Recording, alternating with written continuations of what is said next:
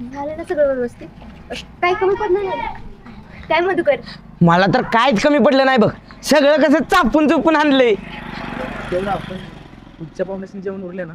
अरे केलंय जास्त आणि नाहीच पुरलं ना तर परत करीन मी. तुम्ही पोटभर जेवला ना हेच महत्वाचं आहे माझ्यासाठी. बरं झालं तुम्ही आला. आजपर्यंत ना एवढी चांगली जत्रा माझी केव्हाच गेली नाही, तुमच्यामुळे गेली. अरे तू बोललो म्हणून आलो, नाहीतर आम्ही कशात येतोय. हो हो नसतं आलो. रेश्मा पल्लवी, संध्याकाळी ऑर्केस्ट्रा असतो.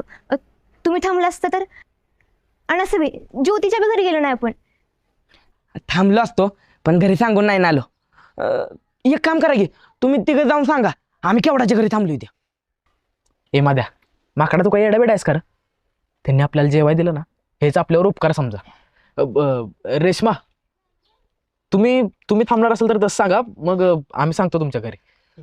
नाही नको आब्या, पुन्हा काल होल्यावर ना तुला माहित आहे ना आईचं